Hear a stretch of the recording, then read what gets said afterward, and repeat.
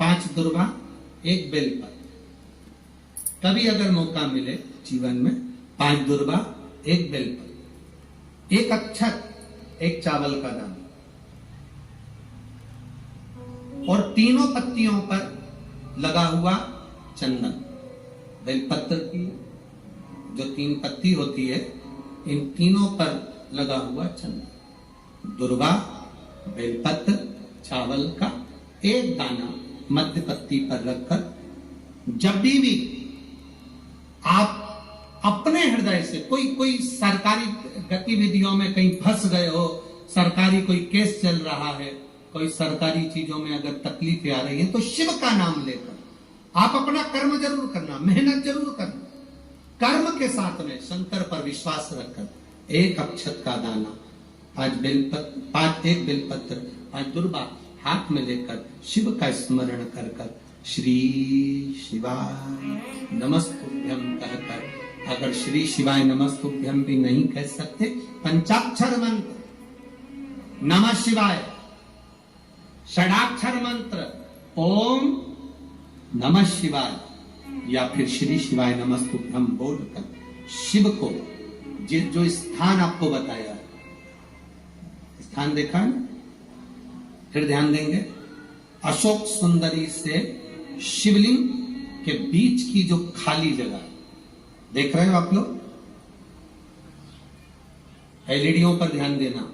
LED और अपने अपने मोबाइल पर अगर आप कथा सुन रहे हो या यहाँ पंडाल में कथा सुन रहे हो या आस्था चैनल पर सुन रहे हो, तो वहां शिवलिंग, अशोक सुंदरी का स्थान, बीच में जो खाली जगह है, इस खाली जगह पर बेलपत्री और दुर्वा का जो पीछे का भाग है, वो पीछे का भाग अशोक सुंदर की ओर होना चाहिए, अशोक सुंदर की ओर उसका भाग हो जाए, और पत्ती को इस तरह से शिवलिंग और जो खाली जगह है उसके मध्य में रखकर कोई सरकारी चीज के लिए, कोई प्रशासनिक चीज के लिए, कोई केस के लिए, कोई कानूनी कार्यवाही के लिए, कोई तकलीफ में घिरे हुए हो, तो उस स्थान पर ये बेलपत्र केवल 1 बार चढ़ाकर बाबा से विनती करना, बाबा उसको स्वीकार जरूर करेगा, कार्य सफल जरूर करेगा।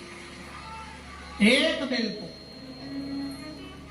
शिव भक्ति के लिए, 1 बेलपत्र की मूल, एक शिव कथा कह रही है, नमुची दे दो, नमुची रुद्राक्ष को लांग, नमुची रुद्राक्ष, और नमुची रुद्राक्ष को लांग कर गया। ये रुद्राक्ष की बड़ी महत्वता है। आप लोगों के घर में रुद्राक्ष है?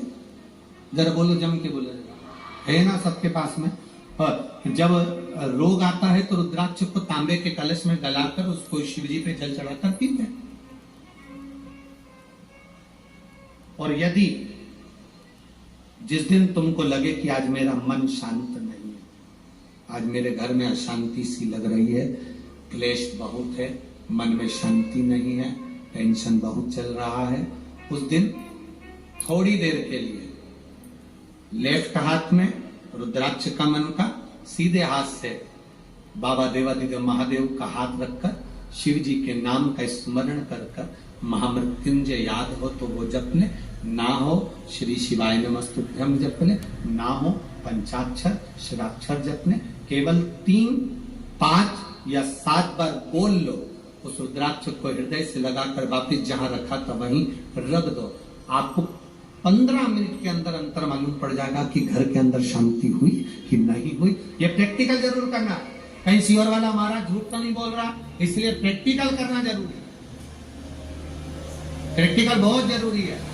प्रैक्टिकल बिना काम नहीं चलता। एक महाराज जी प्रवचन दे रहे थे, प्रवचन में कह रहे थे मदिरा नहीं पीना चाहिए, शराब नहीं पीना चाहिए, गंदा नाली का पानी है, मत पियो, बर्बाद हो जाओगे।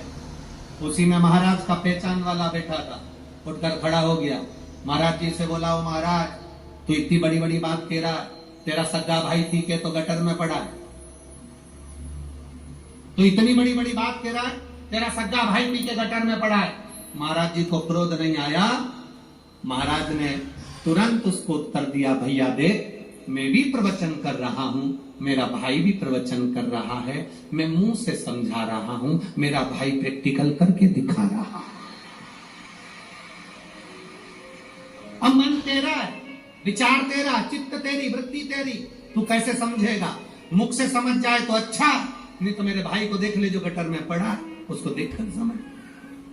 अरे मत बुरे कर्म कर